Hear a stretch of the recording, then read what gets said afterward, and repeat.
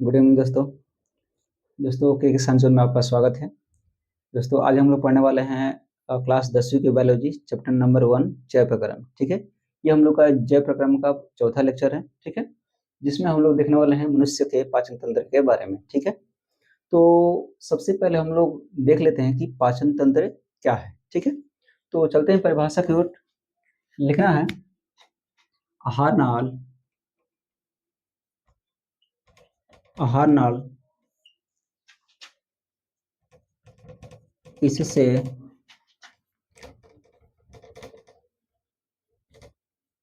संबंधित, आहार नाली से संबंधित पाचक ग्रंथियों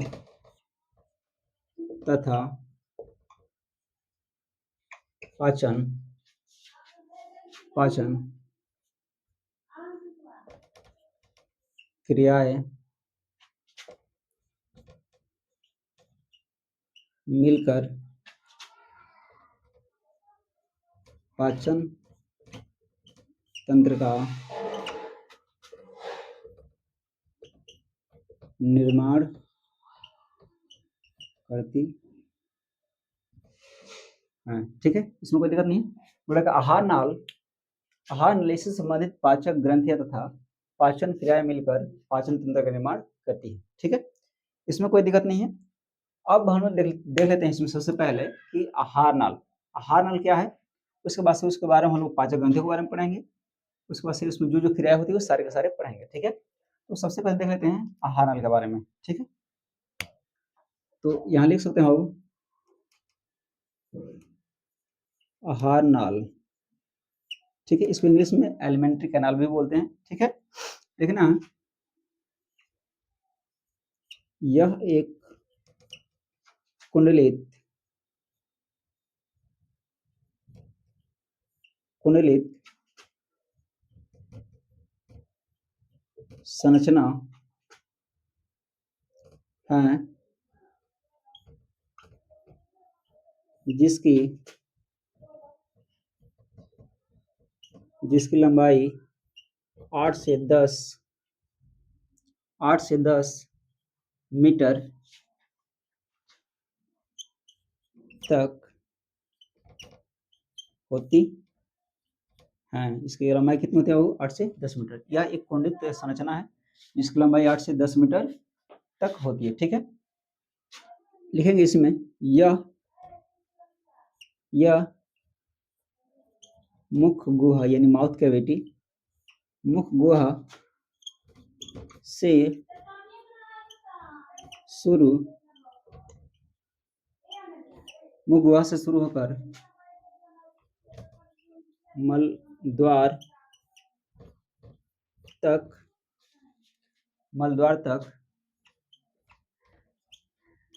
फैला होता है। ठीक है, इसमें कोई दिक्कत नहीं है। फिर से एक बार पढ़ लीजिए। यह एक कुंडली संरचना यानी घुमावदार संरचना होती है जिसकी लंबाई 8 से 10 मीटर तक होती है। ठीक है, यह मुंह गोकिया माउथ कैविटी से शुरू होकर मलद्वार तक फैली होती है। ठीक है, अब आहार नाल के कितने भाग होते हैं? ठीक है, तो देख लेते हैं। हम यहाँ पर लिख सकते हैं चाहे तो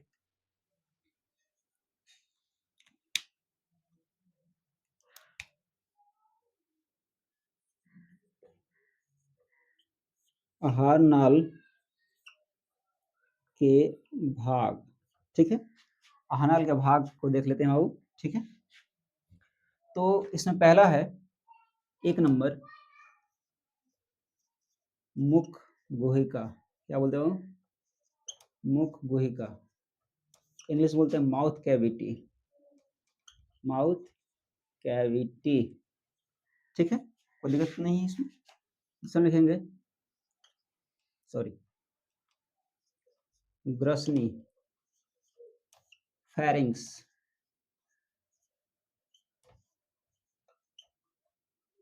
फेरिंग्स इसे लिखेंगे ग्रास नली, इंग्लिश में बोलते हैं एसोफेगस। ठीक है। चौथा है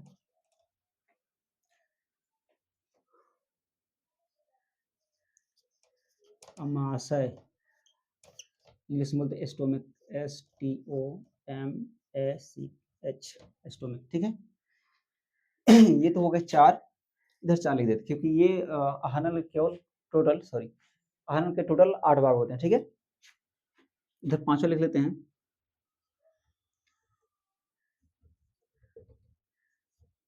छोटी आंत, इंग्लिश में लिख सकते हैं स्मॉल इंटेस्टाइन। ठीक है। छठा में लिखेंगे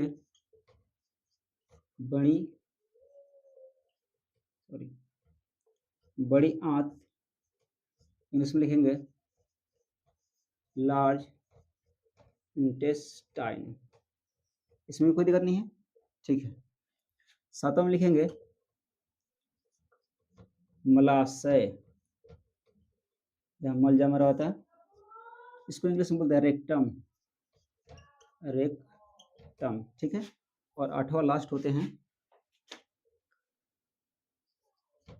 मल द्वार, जहाँ से मल बाहर निकलता है, इसको बोलते हैं ANUS, एनस। क्या बोलते हैं? एनस। तो ये था वो आहानल के भाग। ठीक है। उसमें कोई दिक्कत नहीं है। ठीक है।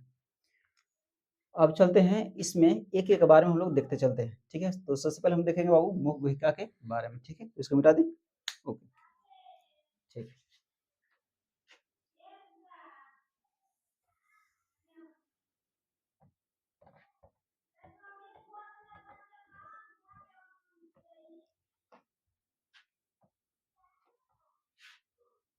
इसको मिटा देते हैं।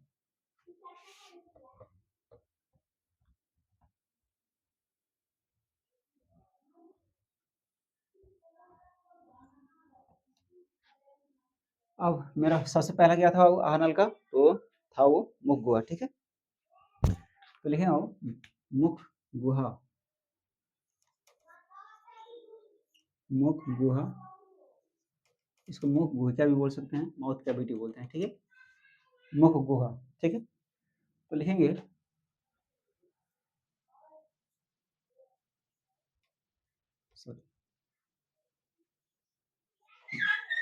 मुख गुहा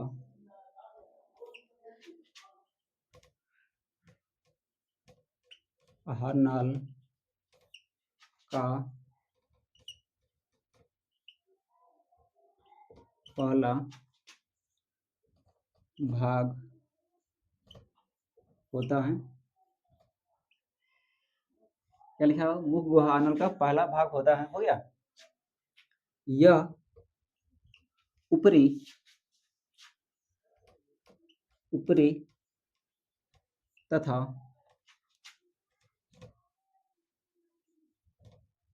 निचले जबड़ों से घिरा होता है। इसमें कोई दिक्कत नहीं है।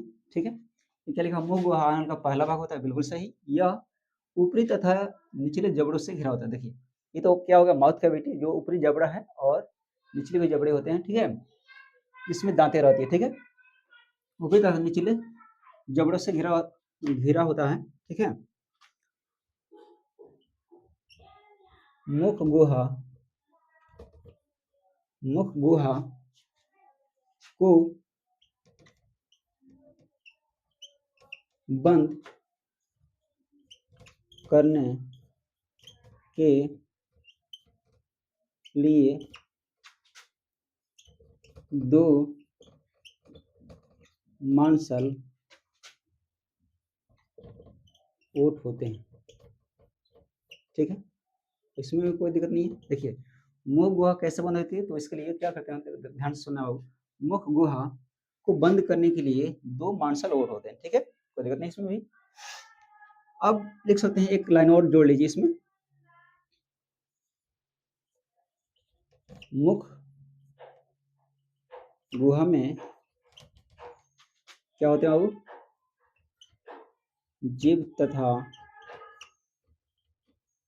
दांत होते हैं, इसमें भी कोई दिक्कत नहीं है। मुंह में क्या होता है बाबू? मुंह में क्या होते हैं? जीभ तथा दांत, इसमें कोई दिक्कत नहीं है। ठीक है, अब चलते हैं आगे। अब हम देख लेते हैं इस मुख में जो मिलते हैं वो जीभ के बारे में और फिर दांत के बारे में। तो सबसे पहले पढ़ लेते हैं जीभ के बारे में, उसके बाद से देखेंगे दांत के बारे में। ठीक है, तो आप चाहे तो लिख सकते हैं जीभ, इंग्लिश में बोलते हैं टंग। ठीक है, तो लिखें बाबू, जीभ एक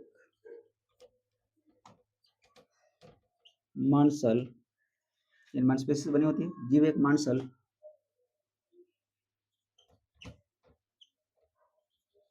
संरचना होती है, हो गया, जिसका एक सिरा एक सिरा एक सिरा स्वतंत्र तथा दूसरा सिरा फर्श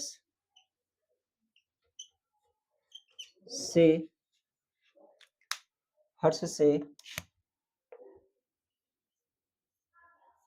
जुड़ा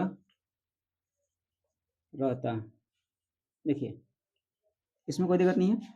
जीभ एक मांसल संरचना होती है, मांसपेशियों की बनी होती है, जिसका एक सिरा, देखिए, जो बाहर वाला जो होता है जो बाहर वाला जो जीभ होता है, मतलब जीभ का भाग वो खुला होता है। ठीक है, स्वतंत्र होता है, और जो अंदर वाली भाग होती है वो फर्श से जुड़ी होती है। ठीक है, तो इसमें कोई दिक्कत नहीं है, जुड़ा रहता है।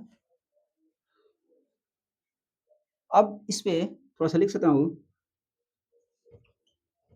जीभ पर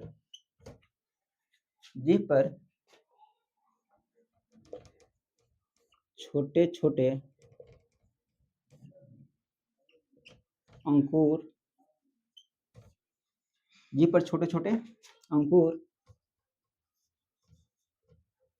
निकले होते हैं, जिन्हें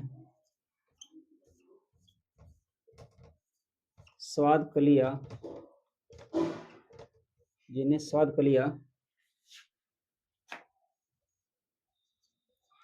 कहते हैं।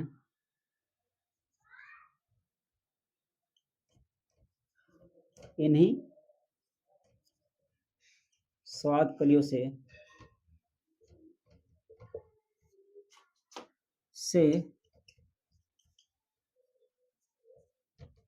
खट्टे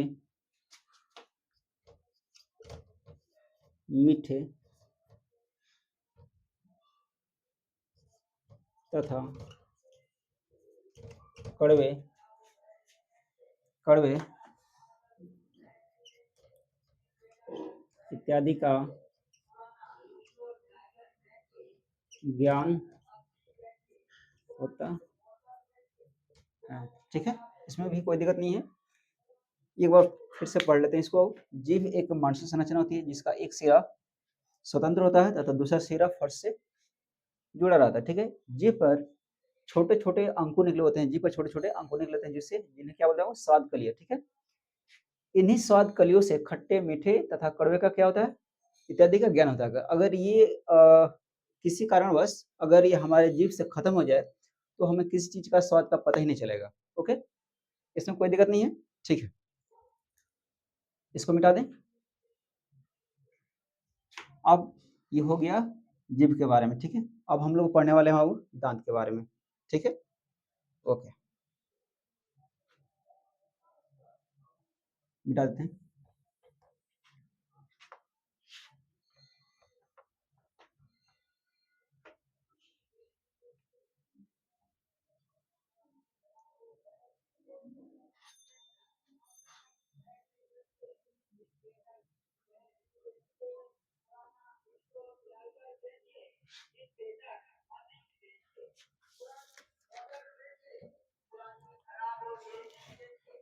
ये ना, सॉरी,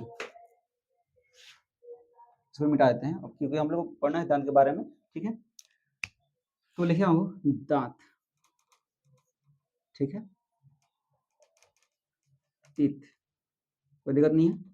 लिखना है दांत मुख गुहा में पाई जाने वाली एक कठोर कठोर संरचना होती है जो भोजन को काटने, फाड़ने तथा चबाने में मदद करता है। ठीक है, इसमें कोई दिक्कत नहीं। दांत मुख गुहा में यानी माउथ कैविटी में पाई जाने वाली एक कठोर संरचना होती है, ठीक है, जो भोजन को काटने, फाड़ने तथा चबाने में मदद करती है। कोई दिक्कत नहीं इसमें, ठीक है। अब सवाल ये है कि दांत कितने प्रकार के होते हैं, तो लिख लेते हैं दांत के प्रकार, ठीक है। तो दांत मुख्य रूप से होते हैं वो दो प्रकार के, ठीक है। एक में लिखेंगे अस्थायी, लिख लेते पहले, अस्थायी दांत, और दूसरा होते हैं वो अस्थायी दांत। इसमें कोई दिक्कत नहीं है। अस्थायी ये क्या करते हैं वो 6 माह की उम्र से 6 माह की उम्र से निकलना स्टार्ट हो जाते हैं, ठीक है। इसकी कुल संख्या जो होती है वो 20, ठीक है। और ये जब टोटल जो अस्थायी दांत होते हैं वो गिर जाते हैं तो उसी के स्थान पर निकलते हैं अस्थायी दांत। इसकी टोटल संख्या कितनी होती है वो 32, ठीक है। कोई दिक्कत नहीं इसमें, ओके, ठीक है। अब इसके प्रकार होते हैं, ठीक है, किसके बाबू, यहीं पे लिख देते हैं अस्थायी दांत के प्रकार, स्थायी दांत के प्रकार, सॉरी, कोई दिक्कत नहीं है। ये होते हैं मुख्य रूप से 4 प्रकार के, ठीक है, जो आने के बाद नहीं गिरते हैं, ठीक है। एक में लिखेंगे कृंतक, इसको बोलते हैं इंसाइजर, ठीक है। ये क्या करते हैं बाबू, काटने का कार्य करते हैं, काटने का कार्य, ठीक है। दूसरा लिखेंगे बाबू, दूसरा रदनक, इंग्लिश में केनाइन, ये क्या करते हैं, फाड़ने का कार्य, ठीक है। उसके बाद से तीसरा है अग्र चौरणक, इसको इंग्लिश में बोलते हैं प्रीमोलर। ये क्या करते हैं, चबाने और पीसने का, चबाने और पीसने का कार्य, ठीक है। एक लास्ट बच गया, उसको भी लिख देते हैं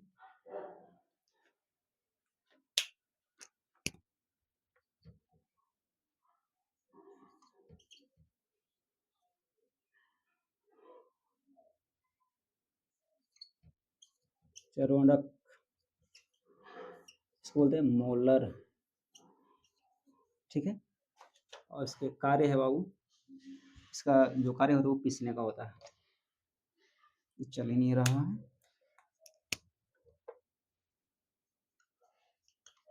पिसने का कार्य, ठीक है, इसमें कोई दिक्कत नहीं है। देखिए सोर्स बार पढ़ लेते हैं। दांत मुख गुहा में पाई जाने वाली एक कठोर संरचना होती है, बिल्कुल कठोर होती है दांत, ठीक है, जो भोजन को काटने फाड़ने तथा चबाने में मदद करती है, ये भी सही है। दांत के प्रकार, तो दांत मुख्य रूप से दो प्रकार होते हैं, ठीक है, एक होते हैं अस्थायी दांत जिनकी संख्या कितनी होती है वो 20, ठीक है, दूसरी होती है अस्थायी दांत जिसकी संख्या कितनी होती है 32, ठीक है। अब अस्थायी दांत को हम बांटते हैं चार भागों में, ठीक है, पहला है कृंतक, ये काटने का कार्य करता है, दूसरा है रदनक, ये क्या करता है फाड़ने का कार्य करता है, अग्रचौणक, ये चबाने और पीसने का कार्य करता है, और चौथा है चौणक, ये पीसने का कार्य करता है। इसमें कोई दिक्कत नहीं है, ठीक है, ओके, इसको मिटा देते हैं।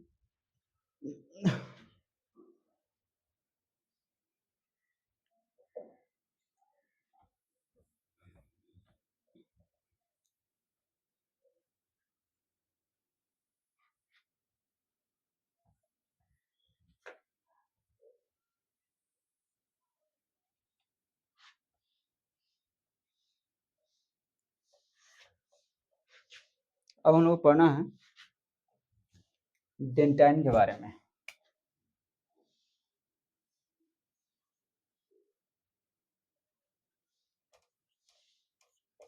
डेंटाइन, डेंटाइन के बारे में पढ़ना, ठीक है, ओके, ठीक है, तो लिखा हो, लिखना है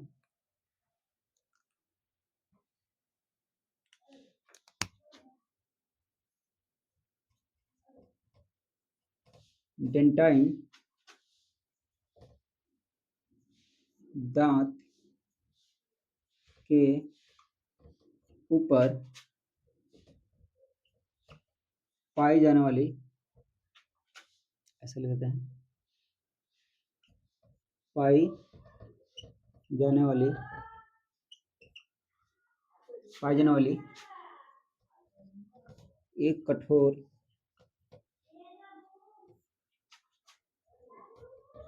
परत होती हैं, हो गया, यह, सॉरी, यह इनामेल के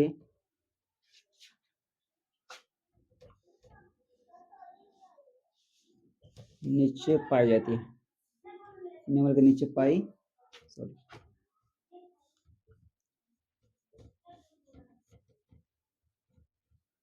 कोई दिक्कत नहीं है, इसको देख एक बार पढ़ लेते हैं आओ।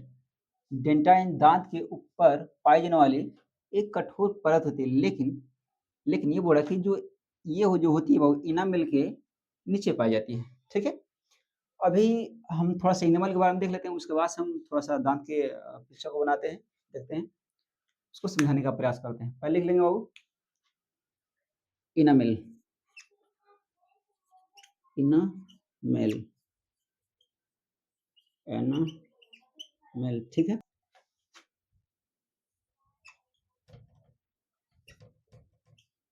इनामेल दांत के सबसे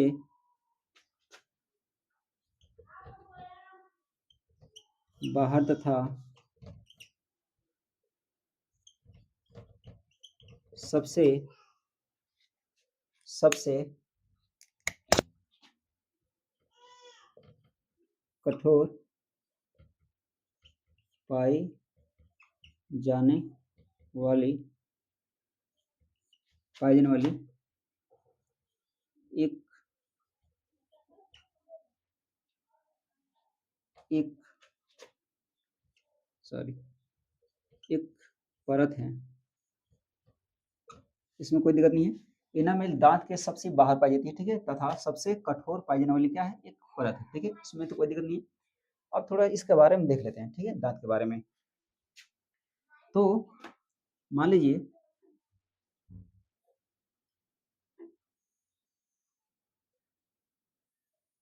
ये दांत है, दांत के ऊपर ऊपर बाहरी भाग भाग है, इससे निकला हुआ भाग है, ठीक है, तो इसके ऊपर थोड़ा सा दूसरा सा दिखाते हैं। इसके ऊपर एक परत मिलती है, इसके ऊपर एक परत मिलती है जिसको हम लोग बोलते हैं,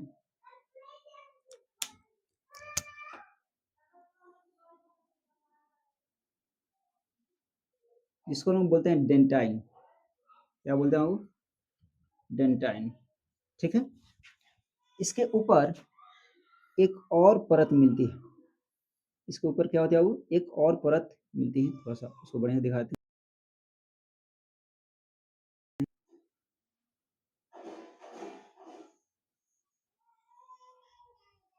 इसके ऊपर एक और परत पाई जाती है जो दांतों को सुरक्षा करती है। ठीक है। इसको बोलते हैं हम लोग, इसको हम लोग बोलते हैं, ये तो हो गया डेंटाइन अंदर वाला भाग, रेड वाला रेड से जो दिखाया गया है। ठीक है। और जो बाहरी भाग जो ब्लैक से दिखाया गया है उसको बोलते हैं एनामेल। एनामेल।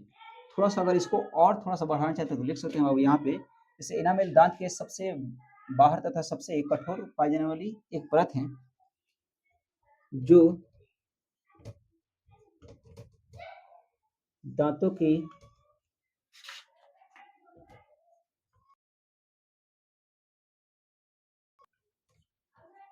ठीक है, इसमें कोई दिक्कत नहीं है।